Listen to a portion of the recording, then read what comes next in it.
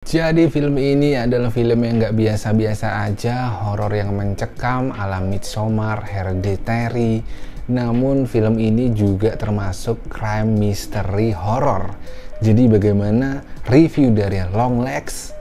Let's roll.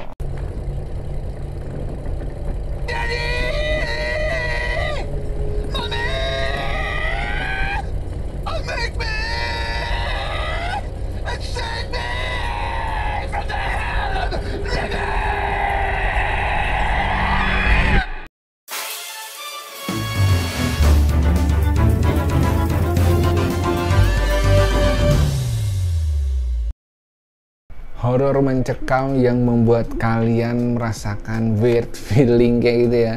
Dan ini dibintangi oleh Nicolas Cage. Pasti kalian bingung yang mana jadi Nicolas Cage karena di sini horornya ternyata adalah Nicolas Cage yang jadi Longlegs-nya.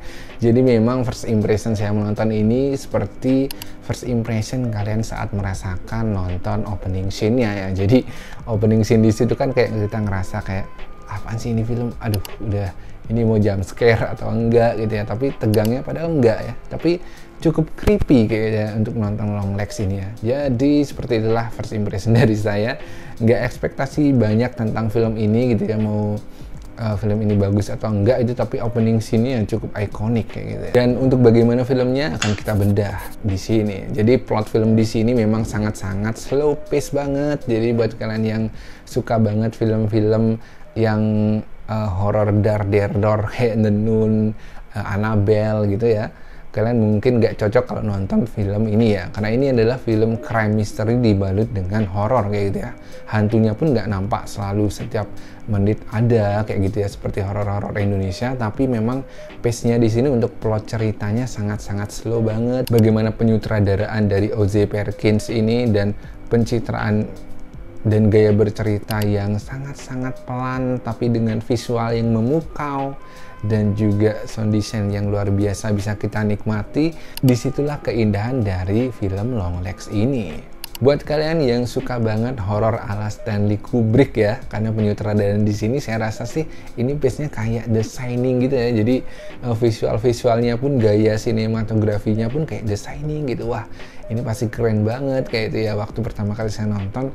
Namun sayang banget untuk plotnya di sini, untuk Act 1, Act 2 gitu ya, untuk pertengahan itu sedikit-sedikit slow banget gitu ya. Memang agak mungkin kalau kalian yang gak suka slow pace seperti yang tadi udah saya bilang akan merasa boring menonton film ini, dan tapi masih penasaran gitu ya nanti di ending ini bakal kayak apa ya, karena di plot 3 atau di Act 3 maksudnya di Act 3 nya itu baru dibuka semua apa yang terjadi dan bagaimana masa lalu si tokoh ini di plot 3 di Act 3 ya yang menjelang ending itu. Dan untuk acting ya, jadi actingnya di sini memang Lee Harker di sini saya rasa memerankan tokoh yang cukup depresif gitu ya, cocok. Dan juga yang memerankan ibunya itu juga luar biasa ya, ternyata menjadi sesuatu di ending film ini. Dan juga yang paling luar biasa adalah acting dari Nicolas Cage ya. Saya pertama kali nonton bertanya-tanya ya, Nicolas Cage jadi apa ya, apakah jadi bapaknya yang jaga toko itu gitu. Ternyata dialah Longlegs-nya ya. Jadi Longlegs di awal itu nggak nyangka sih kalau itu Nicolas Cage awal-awal nonton gitu ya. Dan creepy-nya dapat as always. Nicolas Cage luar biasa banget actingnya. Dan yang paling saya suka adalah Lee Harker dan juga ibunya di sini ya, dan berperan sebagai tokoh utama.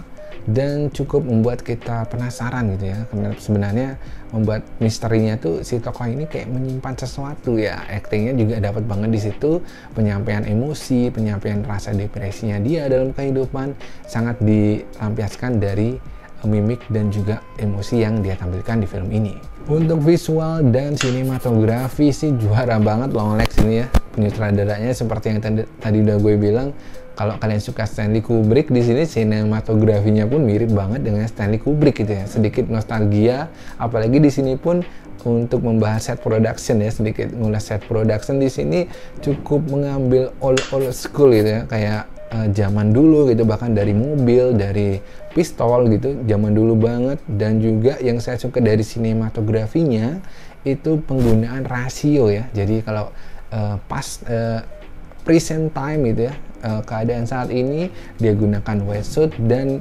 untuk yang flashback dia gunakan rasio 4:3 ya. Jadi buat kita tuh lebih mudah gitu ya, kapan ini flashback, kapan itu present time. Oke, next untuk selanjutnya yaitu set production ya, yang udah gue singgung tadi.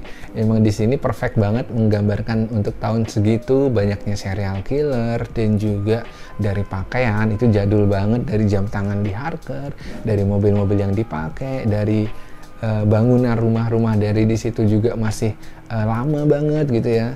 Bahkan dari televisinya juga masih lama.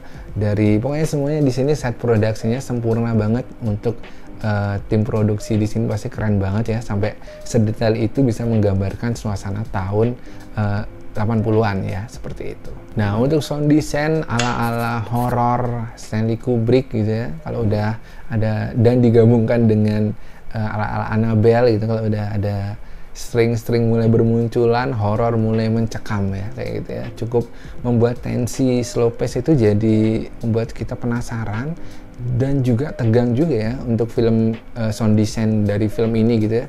Kayak gimana ya, membuat kita merasakan feeling yang aneh gitu ya.